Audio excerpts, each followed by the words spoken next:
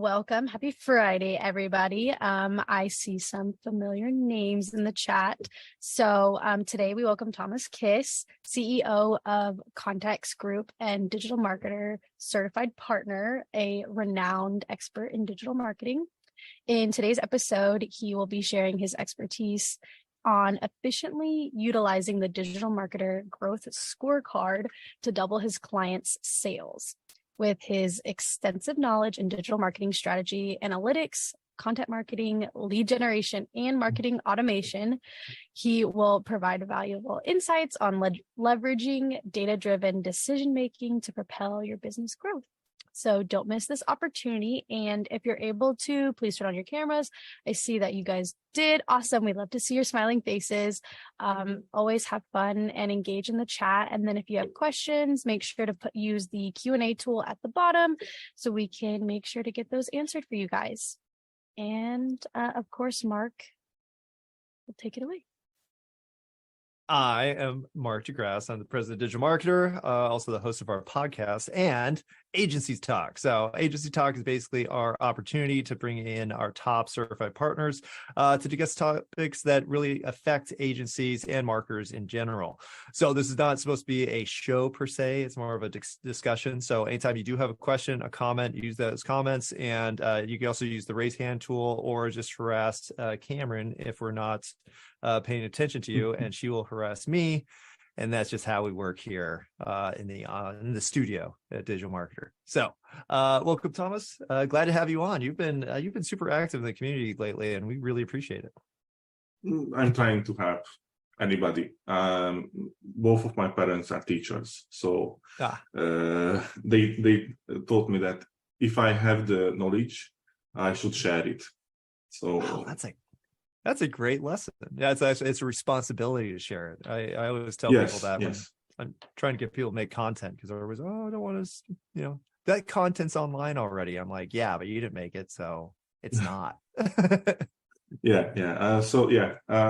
to help people. That's why I'm a marketer. That's why I'm a coach. I usually say I'm very believe in the added value. So you don't ask anything until you added your value. And I think most of the clients don't really like that part of the business. It's hard. It's a hard part of life in general, I would say, is being confident enough to share the information. And really, I consider it an act of humility in order to share it. Because, if you're humble enough to put something out there that's going to be criticized and critiqued and judged, like it's not an easy thing. So it's, as a content creator, I am always very thankful for people like you. So in that regard, let's talk about the growth scorecard. How do you define it to your clients and help them try to understand what it's there for? I think currently that's our biggest weapon regarding the whole marketing delivery, because usually the clients know some numbers, but that's all. And if you fill out the growth scorecard from week to week, first of all, they have to fill it out, not you. So they will see the numbers before you have a meeting with them. And the clients who have a growth scorecard, we usually have weekly meetings with them.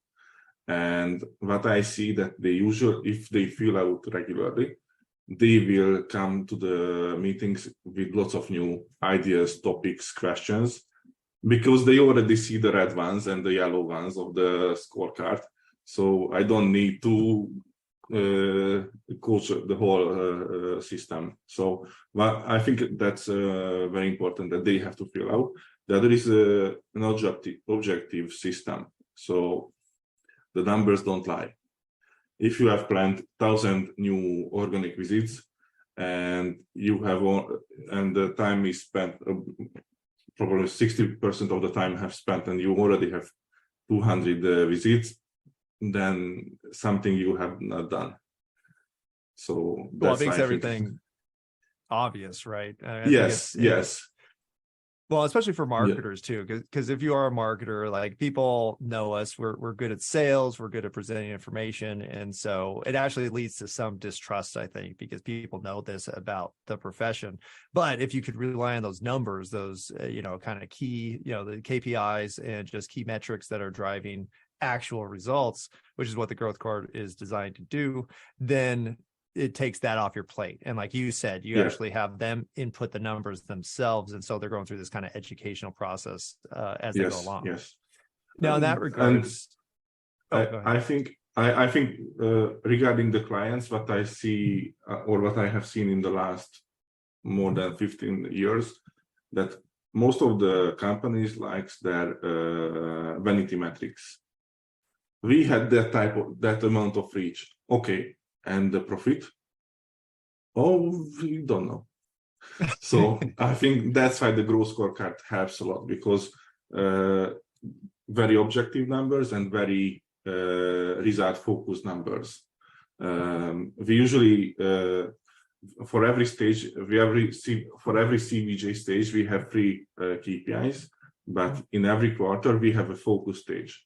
And for the focus stage, we have 4 or 5 different KPIs to have a little bit more context regarding their results.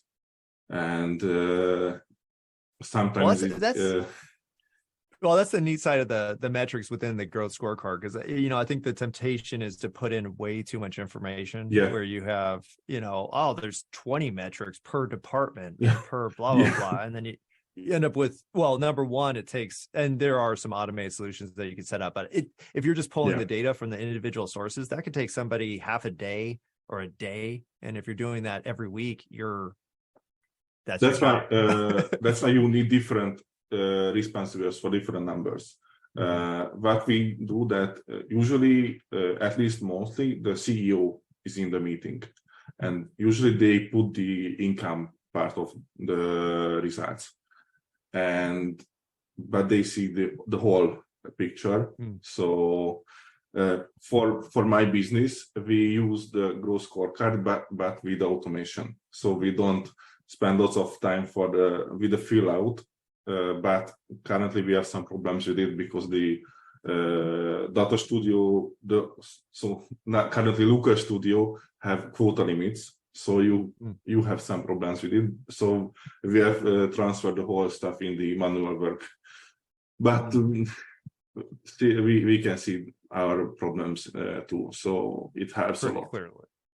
Well, let me ask you about this, because when I started digital marketing, we used the growth scorecard, and during our quarterly sessions, it's a big part of it is deciding these numbers, but sharing with the employees, like everybody in the company, the revenue number. Like it's a pretty bold thing to do, because a lot of people will freak out if things aren't going well. Yeah, but we're a crazy type of company because we are a full remote company. We are very transparent regarding the numbers, and everybody is performance-based payable. So that's why I think they can see if they work right, they can get much higher income. So that's why I think it can be a big plus. But honestly, all of my colleagues are senior level. So they have families, they know the value of their work. So I think that's the other part, that we don't have any junior in my company, and honestly we don't want, because previously I have built different agencies, and one of the main problem was the juniors work. They needed time from us, seniors, and they usually changed the work after 1 year because of they don't like the agency type of work, or they want another field of the marketing, or they run from the marketing itself because it's not an easy job. So it's not like mathematics. 1 + 1, sometimes it's 4, but sometimes it's 0. So Well, no, but having that, actually the bad numbers will show you a lot more about what's going on than the good numbers a lot of times. Yeah. Because good numbers could be flukes where you have, because I see that sometimes where I'm looking through the, different weeks of the month and I'm like, what the hell happened in week 2? Like something, well, something really good happened or something really bad happened, but something broke. And that's really the benefit of the growth scorecard is you could see these things clearly in real time.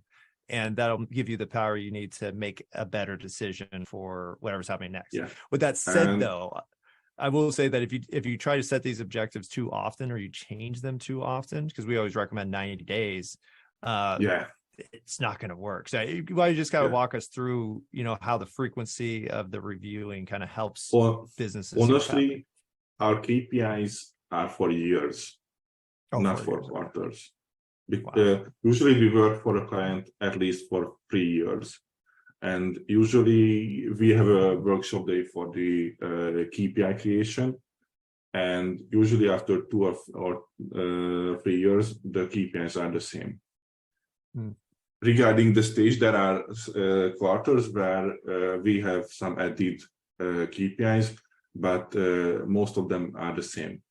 And the other very important thing that at the end of the month or the quarter, if it's green, you have to plan 20% bigger number. So you don't you can't be okay. The numbers are good. I want these for the next quarter. No, if you don't improve, you will be decreased. No, and that's a great tip too, because it's self-serving is what it is. If you have a manager, they're like, oh no, that's a great number. I'll stick with sometimes the clients don't want bigger numbers because it's so great that all of our sales are green. Okay, but what about your company? Yeah, especially in that season that in Hungary the recession is very big. The inflation is very big, so that's why the numbers especially very important to have bigger and bigger. I kind of look at every company or organization as an organism, right? And with organisms or anything biological, if you're not growing, you're dying.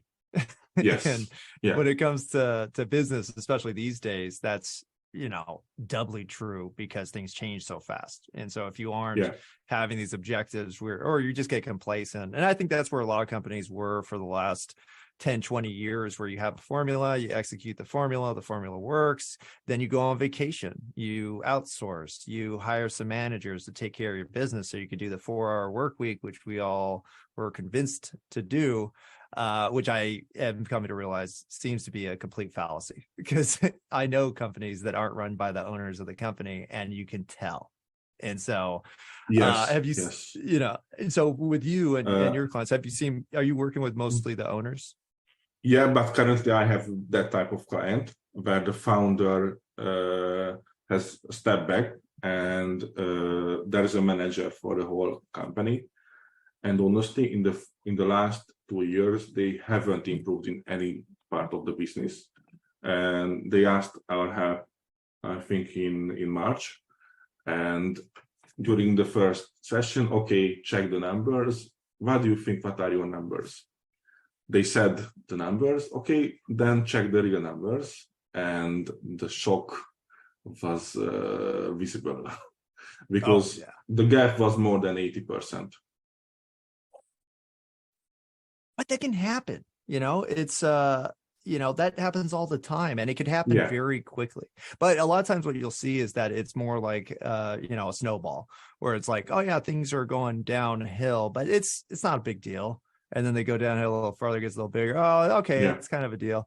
And then you get to the point where the founder comes back to save the day and then tears apart the whole company and fires everybody. And, it's a traumatic process when you have... At that company, currently the founder don't know what to do. That's the current state. And the snowball effect is very real. As I get to know, last year they had some problems, but okay, we will solve it, but they didn't.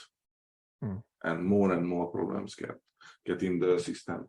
For example, lots of high level talents have gone from the company. That's bad. And yeah, and why they had exit interviews, why they have left the company, because the company hasn't improved. Yeah. And that's all.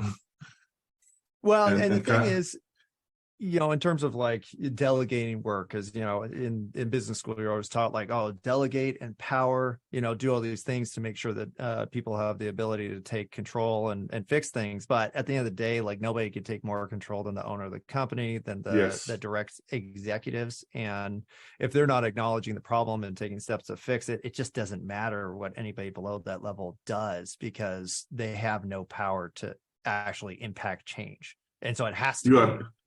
As a founder or a CEO, you are the final responsible, and that's sometimes not a very good thing, because the wins are for the teams, so it's not that your win, but if it's losing, it's about you. Yeah. So yeah. But well, and that's why, and coming full circle of the growth scorecard, that's why it's so valuable, because in order to for people at the higher levels to take action, see what's going on, not get complacent with how things are going right now, because it's always tempting. You're like, well, we had a good month last month, let's just let it roll, or last quarter, let's let it roll. Seasonality, it went down this month, but that's okay, because last season it did the same thing. I'm chilling.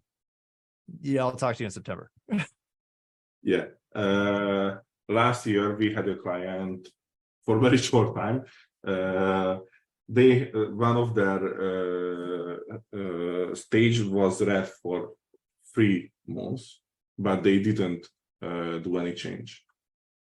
And the question was very simple: do you want our help, or is everything fine for you?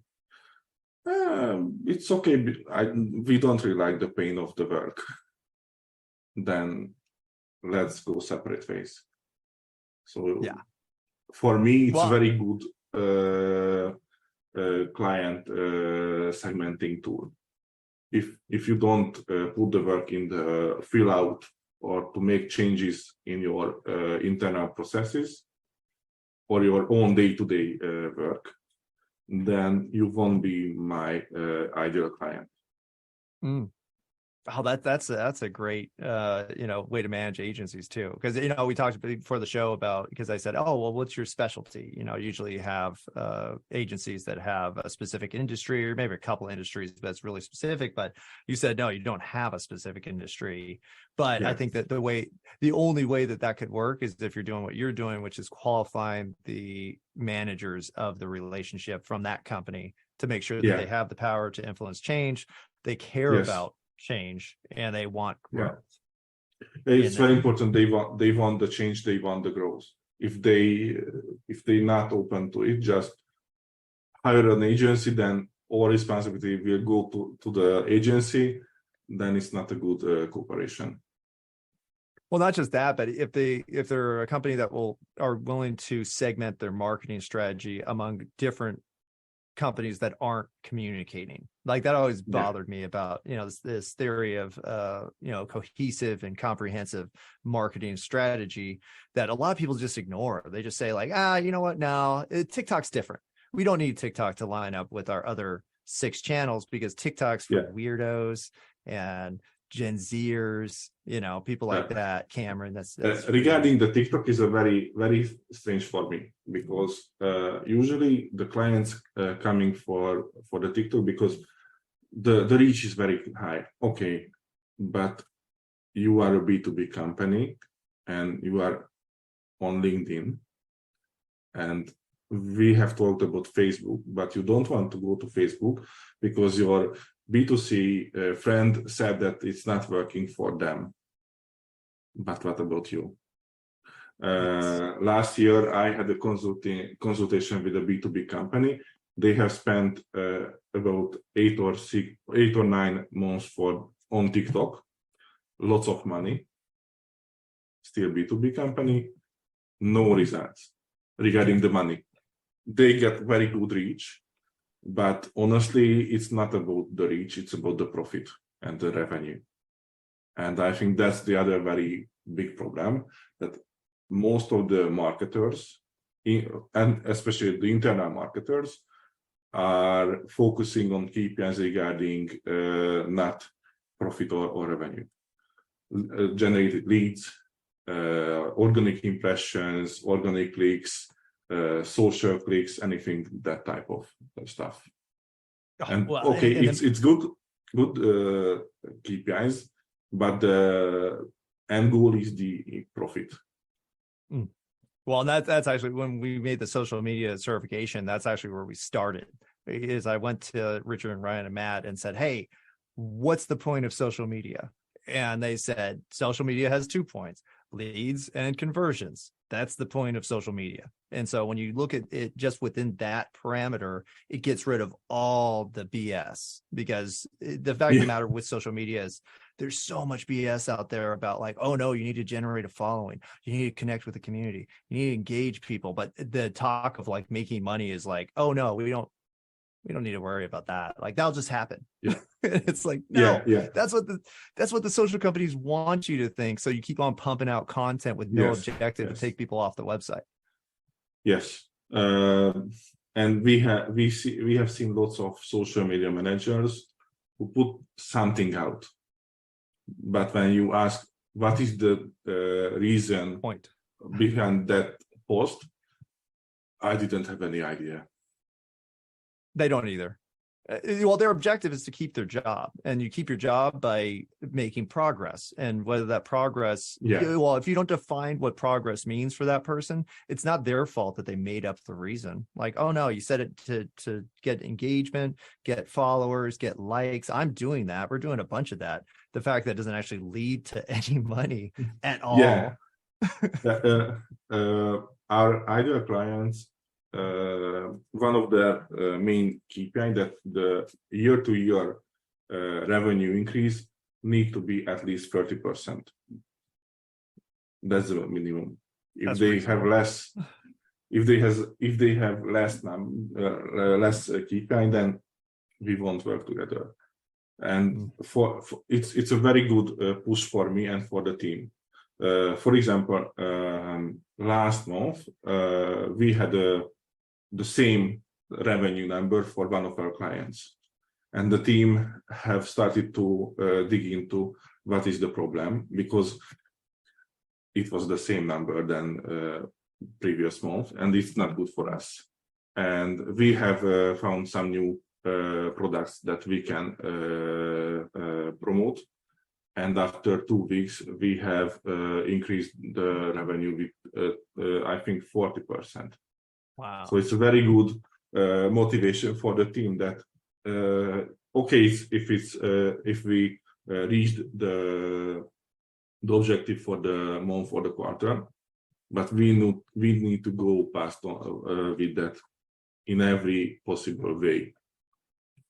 So yeah, so I think that's why it's very important to have a very good team. So because we are the full senior team, they are not afraid of the changes and to dig deeper in the data with the client. And that's why we have long-term partnerships. Usually in Hungary, the average agency client cooperation is 6 months.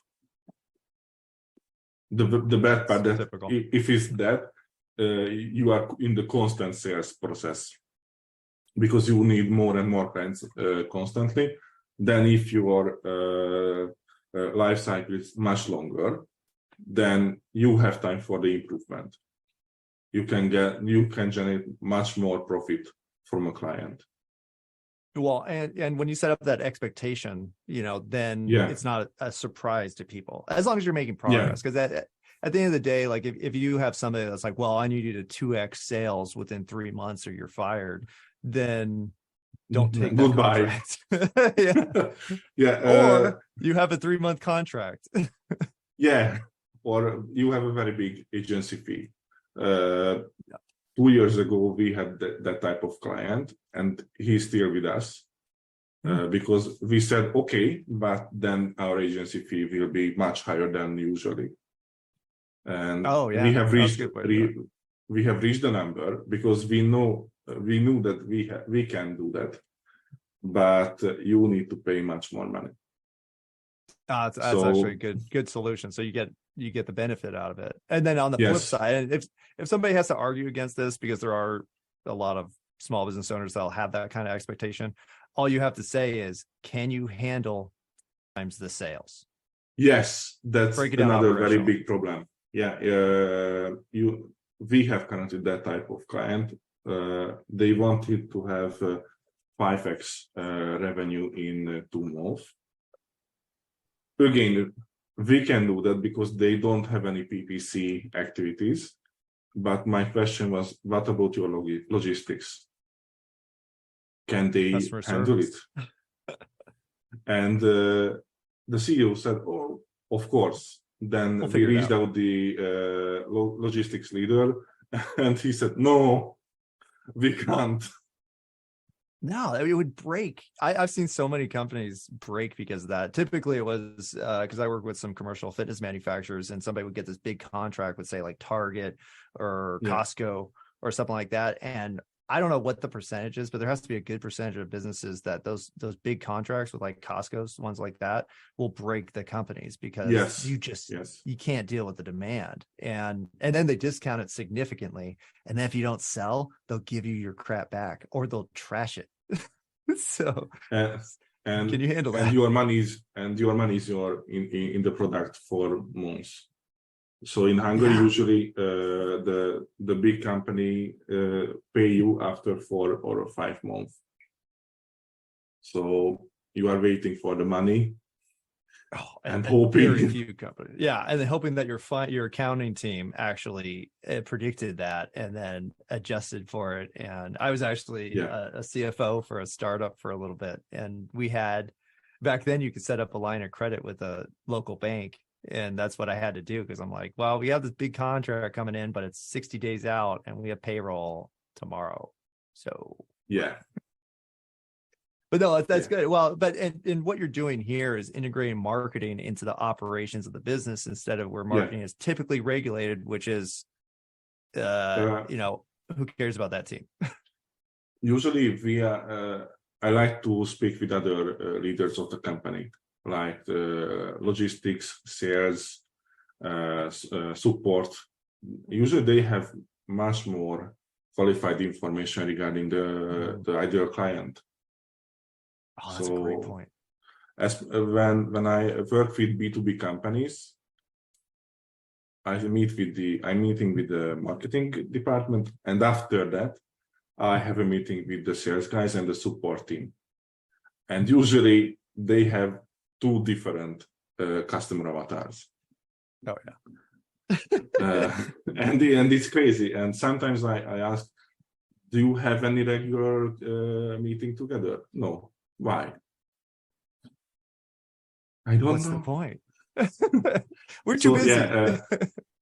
And that currently we have a partner who is dealing with outsourced sales, and we have some clients together, and we have weekly meetings with them because the marketing needs to react to the sales guys' results, their feedbacks.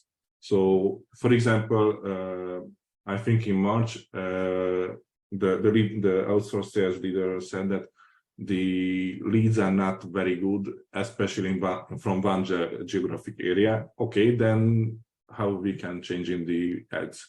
So that's why I think it's very important to have regular meetings with them, and it helps a lot in the business. So honestly, I think the B2B marketers can be the worst.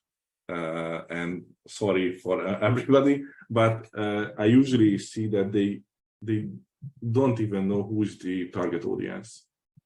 They usually sit in the meeting room, define the target audience, but they don't speak with the clients, sales, support, logistics, anybody.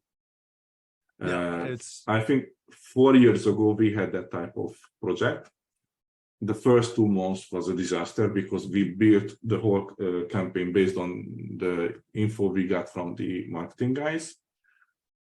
Just because of the accident, we get a meeting with the sales support team. And after 30 minutes, I have deleted the previous customer avatars and created new ones. Because wow. And after that, we changed the whole campaign, the whole landing pages, messages, everything, and it started to work.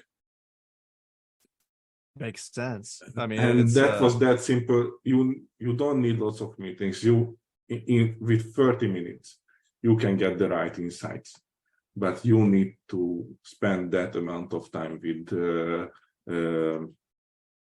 departments who is have any information regarding the clients. Well, I think that's invaluable these days. And I think it's going to be a requirement moving forward because, for me, when I had my agency, like I was very presumptive and I was like, well, this person I'm talking to must be, talking to everybody within their organization. Like, why would they not do that and present me with information that's just based on their opinion, essentially? And even if you can trust an individual like that to represent everything within their company, you shouldn't, just in case, and do exactly what you're saying. So do you incorporate that kind of like meeting with the department heads as part of the onboarding process, or okay? How fast do you get that depends. It depends because regarding the B2B companies, more and more the sales responsible are asking for an agency and not the marketing department. Usually the marketing department a little bit problematic with us because they feel that we want to get their jobs. I don't want their jobs. I'm happy with my job. So regarding that, usually they give us lots of information regarding the sales and the challenges. We usually ask after an NDA. We usually ask access for the CRM system or the support system just to dig deeper, because one thing what they say, and it's another thing that what we can found, sometimes it can be that's a huge tip. That's huge.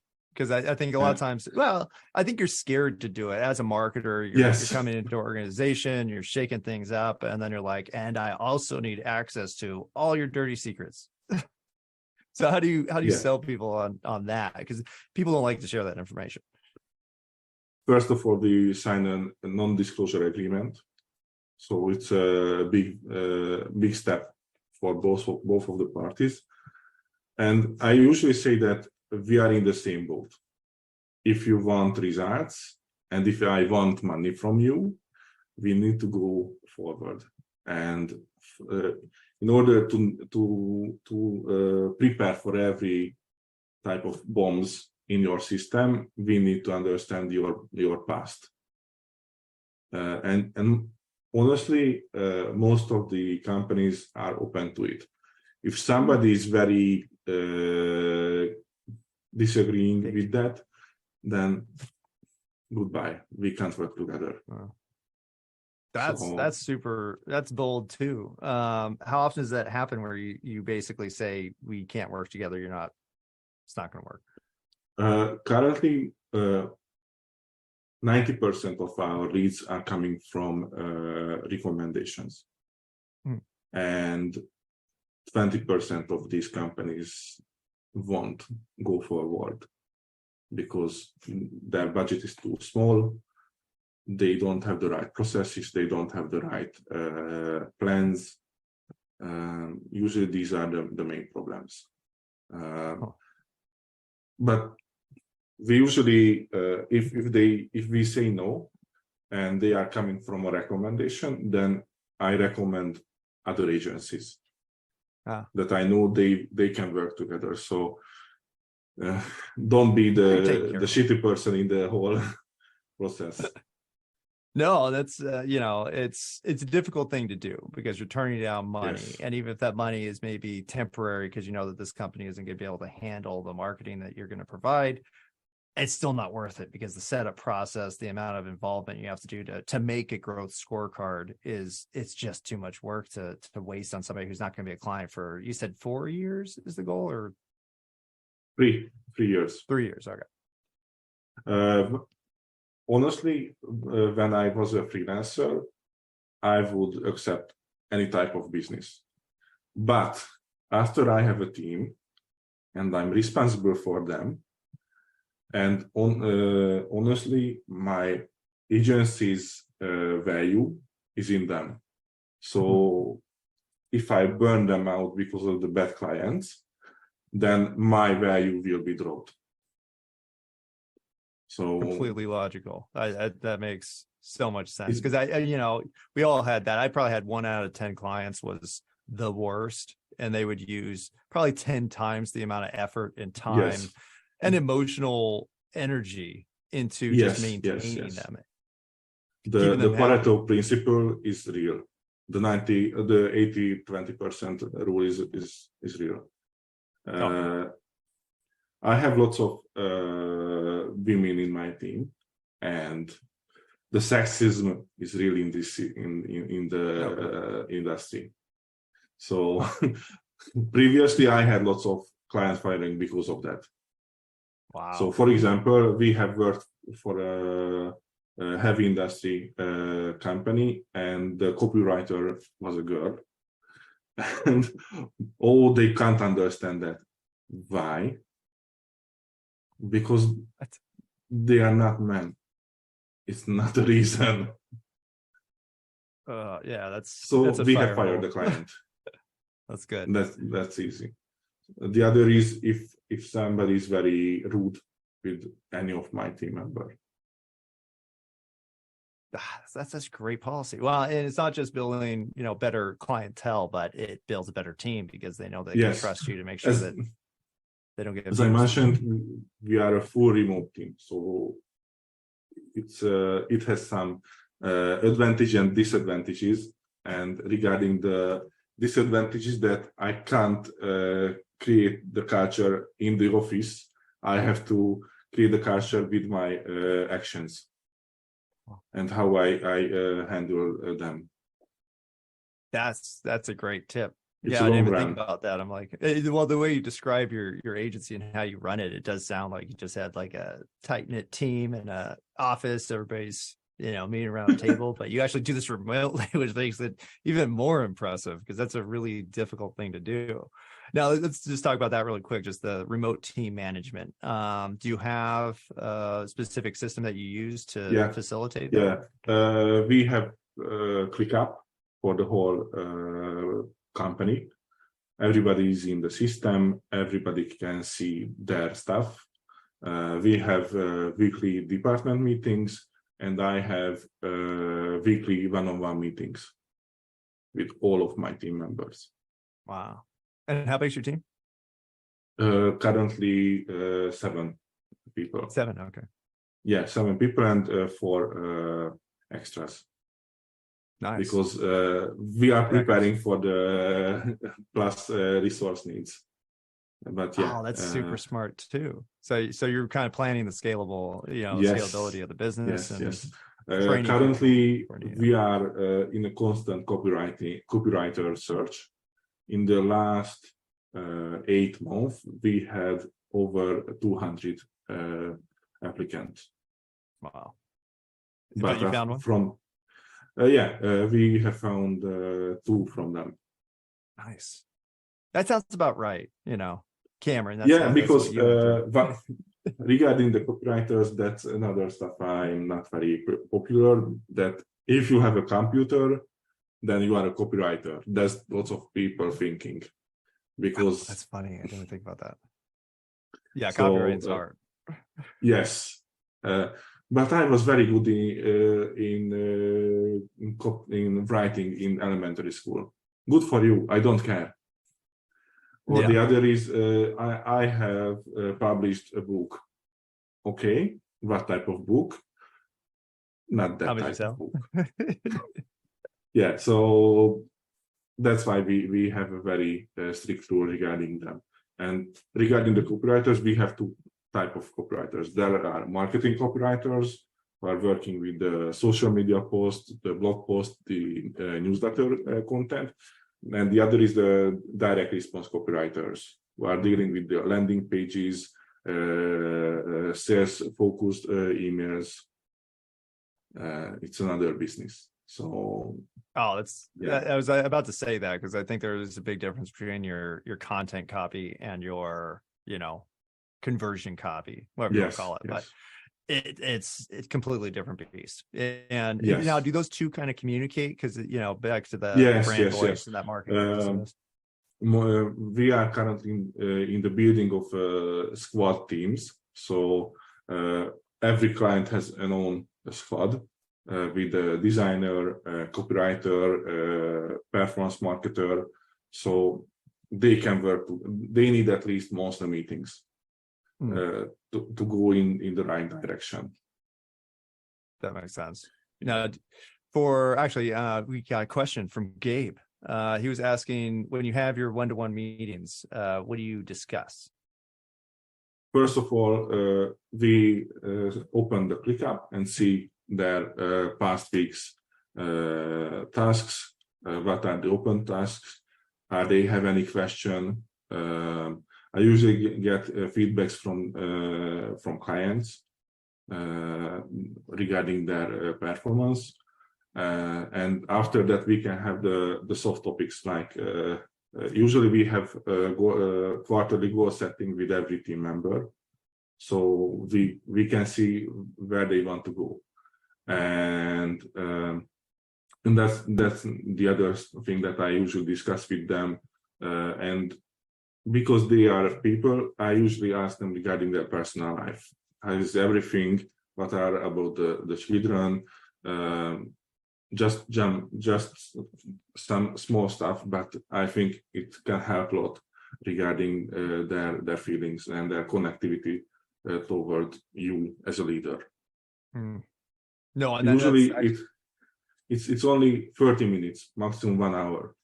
Usually 30 minutes for the colleagues and 1 hour for the new ones, because they share much more information and they have lots of questions.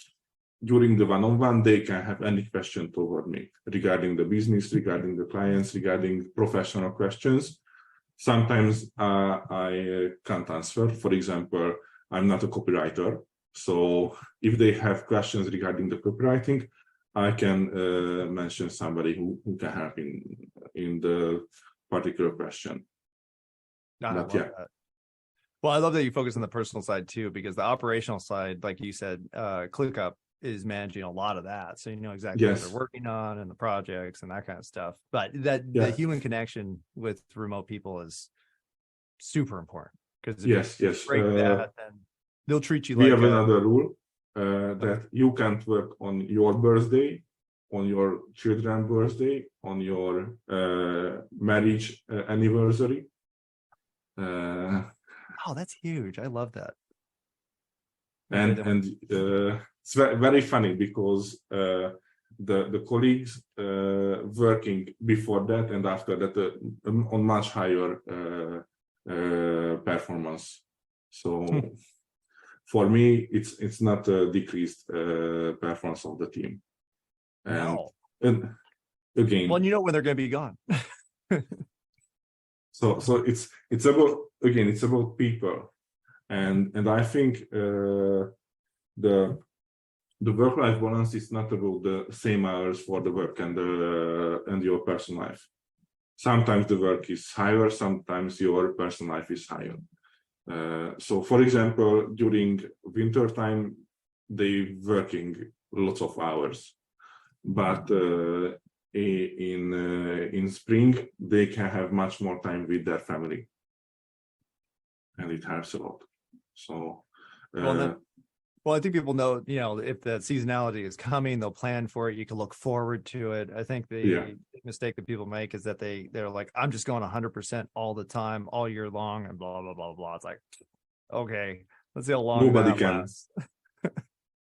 Nobody can. No, it's well, it's silly even to think that that's possible, or that it's the thing you should do ever, because it's not, unless you want to burn out people. There are times, there's big opportunity times, so I'm not denying that. I have been burnt out, so I know what's the risk. So I am burnt out on that level that for 1 month I couldn't sit down at the computer. Wow, a month. Yeah, that's it impressive. was 4 years ago, and during that I had a massive therapy sessions to help to solve that. But yeah, so I know what was the risk if I'm pushing too hard. Mm-hmm. Yeah. Well, and then there's Yeah, never really, unless it's going to be, because there are times when you have those big opportunities, like company sale. For us here, it's Traffic and Conversion Summit. Once that's like on the horizon, it's like, okay, we're all gonna work super hard for the next 2 months to make sure this thing goes off right. But there's a date. This date's gonna happen. Afterwards, we're gonna chill, we're gonna have a party, we're gonna reward ourselves for all the effort that we put into. But I think just saying that expectation, and for you putting in, I love the birthdays and the marriage anniversary, because that just takes all that pressure of that, of being present. And you're saying right off the bat, you're telling people, like, we care about this, and you literally can't work on these days. So you're good. Most of my colleagues have teenager children, so I think they can have lots of type of activities during these days, and that's why I think it can help a lot. So most of them have a free day from school for that day, and they can spend time together, and they don't need to work on anything. So I love that. Yeah. Well, and in telling them that you can't work on anything, that makes a difference. I say some that. people, well, they can't. Some people can't divorce themselves from like, oh no, I have to be working. People depend on me. Yeah. You guys need me, and blah blah blah blah. Yeah, I have these type of clients as coaching clients, and it's not a good way. So I was in that way. I have gone for therapy and coaching for years, but now you're better. yes, and honestly, my performance is much better since I disconnect from work, and I'm not defining myself based on my work. Well, and that's very difficult to do. So congrats on having that transformation, because if you don't do that, you die. It sounds dramatic, but literally, especially, for men our age, like, you pass away if you don't figure this situation out. You have a heart attack, you get really panic ill. attacks.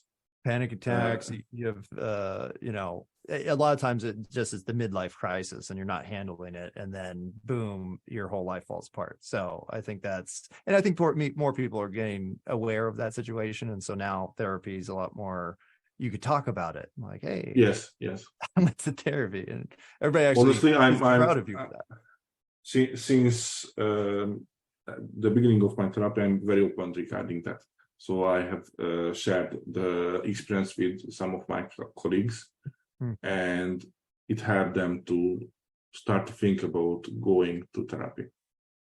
So I think that's why, as leaders, it's very important to have these type of discussions. That's why the one-on-one meeting can help a lot, because you can't publicly say them, I think you need therapy, but on one-on-one meetings, you can facilitate that. Oh, and that's huge. Well, and people just knowing that, because as a leader, people do look to you for that, kind of personal guidance too. Yes. I think it's a big fallacy to think that there's any, difference between the home you and the work you. Like, you could, segment your personality like that, and just think everybody's aware you can't. You have to be you all the time, and if you fake it some of the time, it's not good either. regarding the role modeling, I'm the youngest one in my company. Are you? So yeah. So I'm 34 years old, and most of my colleagues are 40 plus years old. So yeah, It's kind of but funny. Well, for a while, I said, I can't work with anybody under 30, and so that was actually, and that was a personal thing. It was not a company policy. It wasn't even something I really executed because, we have people younger than that. But it is kind of tempting to be like, well, I obviously can't deal with this level of maturity or this lack of maturity. And so I'm just not going to go there. And the fact of the matter is that you set up the systems that will make anybody at any age, gender, or whatever you want successful because you put the management aspects in place. You have the scorecards, you have the processes through ClickUp, and everything can run efficiently without you having to discriminate against anybody, which sounds funny, but that's what some companies do, and that's wrong. Yeah. So if I think running a business is easy and hard in the same time.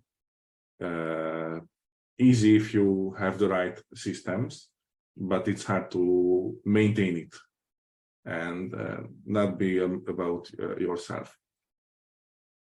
Exactly. Well, and and that's why the systems and the processes and the things, because I was an HR major, so I was kind of like everything I learned was about processes.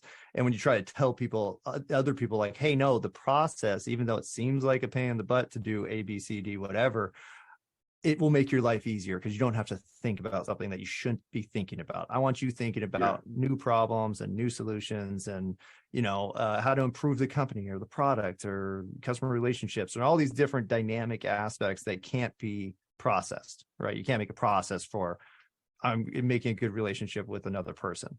You could try and it might help a little bit, but at the end of the day, it's up to those people to make it happen.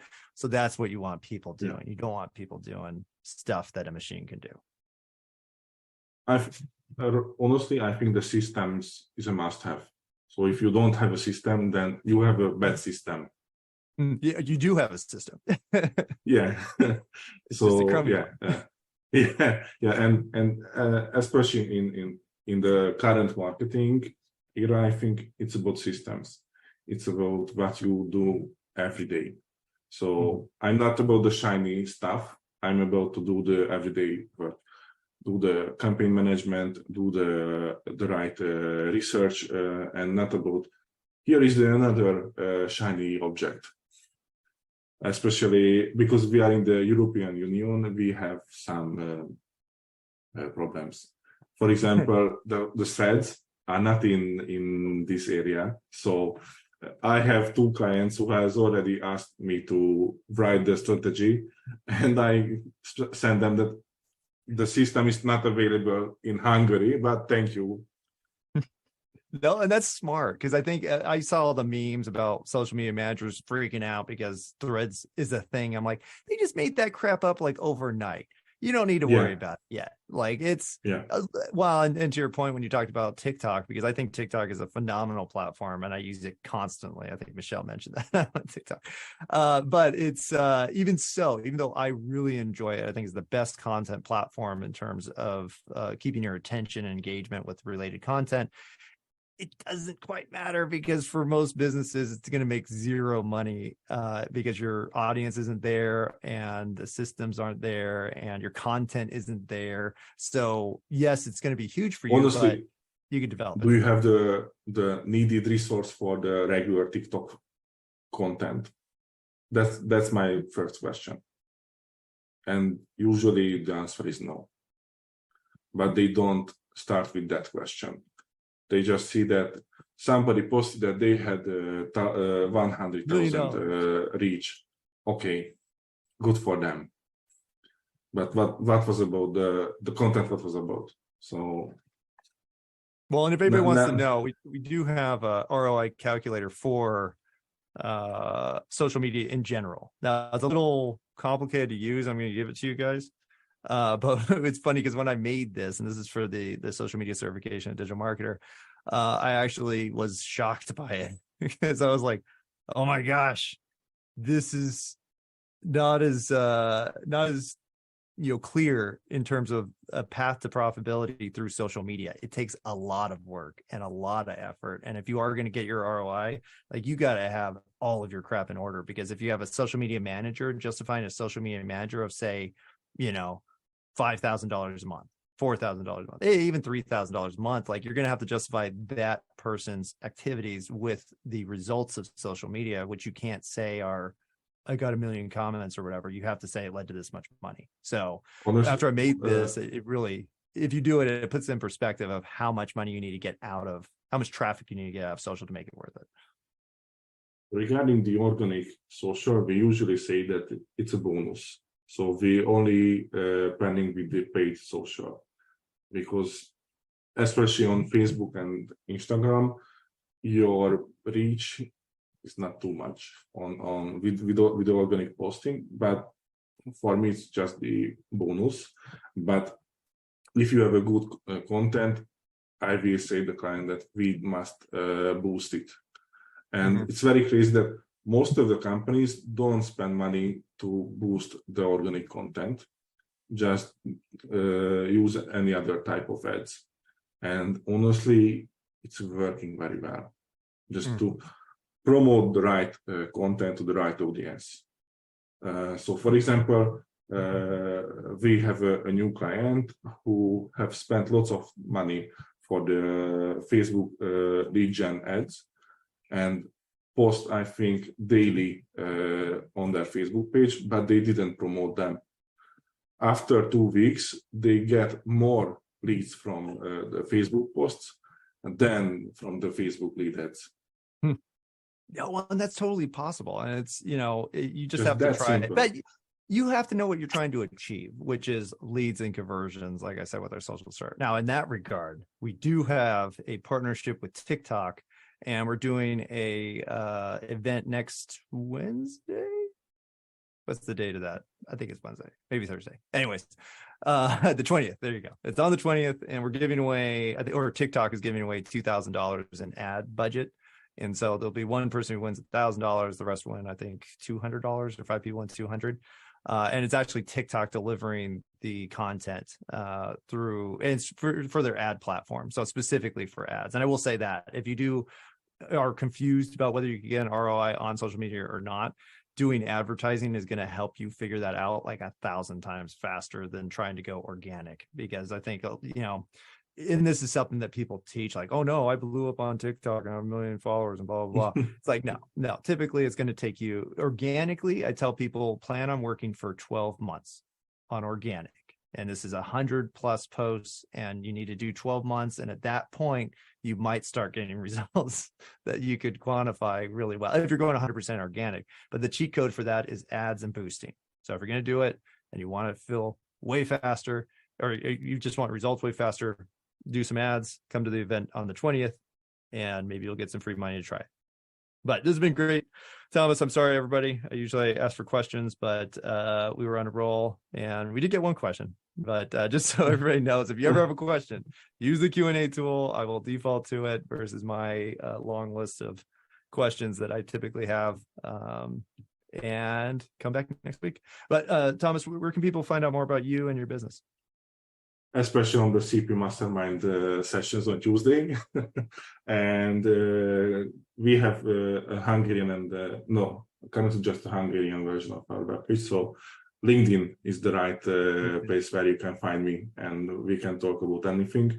If you have any question, post a comment on the Facebook post, and I will try to answer it. Fantastic. Well, thank you so much for coming on the show. I think you have a fantastic business. You have, a really good mindset when it comes to managing people and scaling and managing clients, firing clients. Like all your stuff is next level. And we're very happy to have you as part of the community. Thank you. Thank you. All right. And thank you all. We'll see you next week. Who do we have on next week, Cameron? Or Michelle, either one. Ooh, put you on the spot. Everybody's waiting. Busted. Another Tamas. We have Tamas. Yeah. Actually, that'll be a good one because we like to talk about AI. So if you like AI talk and the future of agency life after what I'm going to release this term that I actually just made up for this transitional period when AI is basically going to take over a lot of what we do. I call it the succession. And I'm going to be posting that definition on LinkedIn. So start calling it the succession so I could claim that I coined the this period of time that's going to be pretty turbulent. Anyways, thank you all. Good luck with your agencies and tune in next week for more agencies talk.